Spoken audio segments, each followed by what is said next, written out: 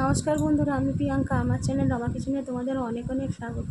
কেমন আছো সবাই? আজকে আলাদা করে ভয়েস দিতে হচ্ছে, কিছু করার নেই, কারণ প্রচুর আওয়াজ হচ্ছিল, জানো তো। একটু মানিয়ে নিও আমার সঙ্গে। আজকে করে দেখাবো সাবু খিচুড়ি। দেখো, এখানে সাবুটাকে ভালো করে কড়ার মধ্যে লাল লাল করে টেলে নিতে হবে। হ্যাঁ, খুব ভালো করে যখন এই সাবুটা লাল লাল করে টেলে নেওয়া হয়ে যাবে, তখন এই সাবুটা নামিয়ে মুগ ডালটাকে সেদ্ধ বসাবো। এখন ভালো করে সাবুটাকে ভালো করে টেলে নিচ্ছি। আর সাবু খিচুড়ি করতে সেরকম কিছু প্রয়োজন পড়ে না, দেখো। আর খেতে কিন্তু খুব ভালো হবে। এটা খুব উপকারী, তোমার হচ্ছে একটা খাবার পেট ঠান্ডা রাখে। সাবু সবসময় পেট ঠান্ডা রাখে।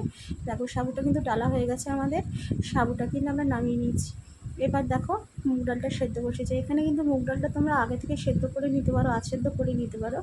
কিন্তু যেহেতু এটা পুরো এমনি খাস্তালের খিচুড়ির মতন যেহেতু তোমার হবে, সেজন্য মা মুগ ডালটাকে আলাদা করে সেদ্ধ করে নিচ্ছে। মুগ ডালটার মধ্যে সেদ্ধ করে কড়াইটা খুব ভালো করে গরম হয়ে গেছে। এবার মুগ ডালটা ওর মধ্যে তোমার হচ্ছে দেখো দিয়ে দিচ্ছে জল, আর হচ্ছে মুগ ডালটা তোমার হচ্ছে দিয়ে দিল। এবার মুগ ডালটাকে ভালো করে তোমার হচ্ছে সেদ্ধ করতে দিয়ে দিল। কারণ মুগ ডালটা ভালো করে সেদ্ধ না হলে কিন্তু সাবুর সঙ্গে মিশবে না। আর সাবুটা খুব ভালো করে তাহলে সেদ্ধ হতে হয়, নইলে কিন্তু সাবু খিচুড়ি ভালো লাগে না। দেখো, মুগ ডালটাকে আমার মা কিন্তু এখানে সেদ্ধ হয়েছে। মুগ ডালের মধ্যে অবশ্যই কিন্তু একটু নুন, দেখো এখানে কিন্তু আমার মা একটু মুগ ডালের মধ্যে নুন, একটুখানি হলুদ কিন্তু অ্যাড করেছে। দেখেছো, আমাদের কিন্তু এখানে মুগ ডালটা হয়ে গেছে। এই অবস্থায় কিন্তু সাবুগুলো আমাদের হচ্ছে দিয়ে দিচ্ছে। সাবুগুলো দিয়ে ভালো করে একটু নেড়ে দিচ্ছে।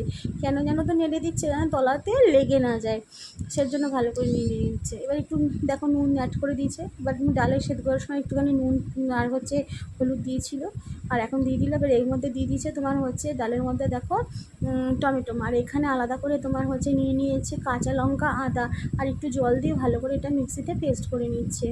দেখো, যতক্ষণ এটা হচ্ছে ততক্ষণ তোমার হচ্ছে আমাদের এখানে পেস্টটা হয়ে গেল। এবার ওখানে একটু তরকারিটা করে নিল সঙ্গে মা। দেখো, এখানে কিন্তু আমাদের হয়ে গেছে সাবুর খিচুড়ি, অনেকটাই পুরোটাই ভালো মতন কিন্তু হয়ে গেছে। একটু মা উপর থেকে আর একটু নুন লাগলো, আর একটু দিয়ে দিল নুন। হ্যাঁ, আর একটু নুন প্রয়োজন মতন দিয়ে দিল। এবার কি করছে দেখো, ভালো করে যখন হয়ে গেছে, মা কিন্তু সাবুর ইয়েটা নামিয়ে নিল। মুগ ডাল আর সাবুর মিশ্রণটাকে কিন্তু মা নামিয়ে নিয়েছে আলাদা করার মধ্যে। কিন্তু এখানে তেল দিয়ে দিয়েছে।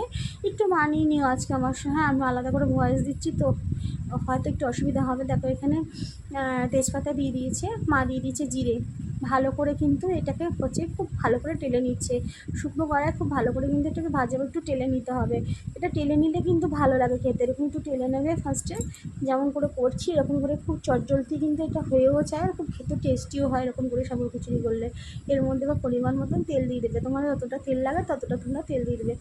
তেলটা ভালো করে, যেহেতু কড়াইটা আগে থেকে গরম ছিল, কিন্তু তেলটা তোমার কিন্তু চট করে গরম হয়ে গেছিলো।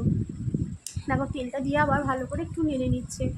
এবার এখানে কি করবে দেখো, এই যে ভালো করে যেটাকে ভাজা ভাজা যখন হয়ে আসছে, তখন কিন্তু এর মধ্যে তোমার হচ্ছে এই লঙ্কা আদা বাটাটা মিশ্রণ যেটা বেটেছি সেটা কিন্তু দিয়ে দিতে হবে। আগে আমরা ভালো করে একটুখানি ভাজা হওয়ার জন্য অপেক্ষা করছি। দেখো, খুব ভালো করে যেন ভাজা হয়ে যায়।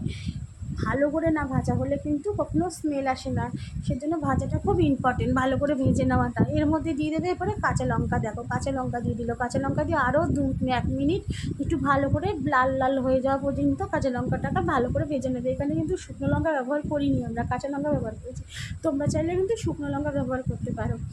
দেখো, এখানে কিন্তু মা কী করেছে দেখো, এই যেটা বেটে ছিল মশলাটা, ওর মধ্যে পরিমাণ মতন হলুদ দিয়ে দিল। হ্যাঁ, হলুদ দিয়ে তারপরে তোমার কিন্তু এইটাকে দিয়ে দেবে, আর তেলের মধ্যে দিয়ে নেড়ে দেবে ভালো করে।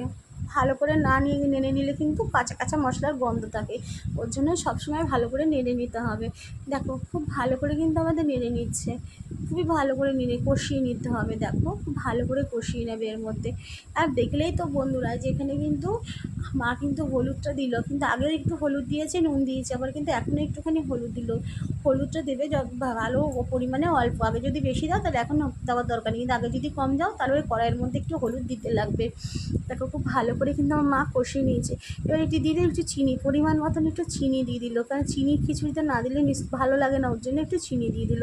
চিনি দিয়ে আরেকটু ভালো করে কষিয়ে নিয়েছে, খুব সুন্দর করে দেখো কষিয়ে নিয়েছে। এমন করে কষাতে হবে যাতে তেলটা ছেড়ে যায়, আর সাবুর খিচুড়িটা কিন্তু খেতে ভালো হয়। আর এমনি সাবু খুব পেটের পক্ষে ভালো, বাচ্চাদের পক্ষে উপকার। দেখো হয়ে গেছে আমাদের কষানো, এবার কিন্তু সাবুটা পুরো খিচুড়িটা তেলের মধ্যে দিয়ে দিল। তেলের মধ্যে দিয়ে এবার একটুখানি নাড়িয়ে তারপরে তোমার একটু ফুটিয়ে নামিয়ে দেবে।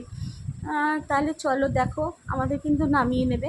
তাহলে বন্ধুরা, আজকে আমার এই সাবুর খিচুড়ির রেসিপিটা তোমাদের কাছে কেমন লাগলো আমাকে অবশ্যই কিন্তু কমেন্ট করে জানিও। আর আজকে সোমবার, বাবার বার, তাই তো সাবুর খিচুড়ি তৈরি করলাম। টাটা, কালকে আবার একটা নতুন রেসিপি সঙ্গে নিয়ে তোমাদের সঙ্গে আসবো। ততক্ষণের জন্য ভালো থেকো, সুস্থ থেকো।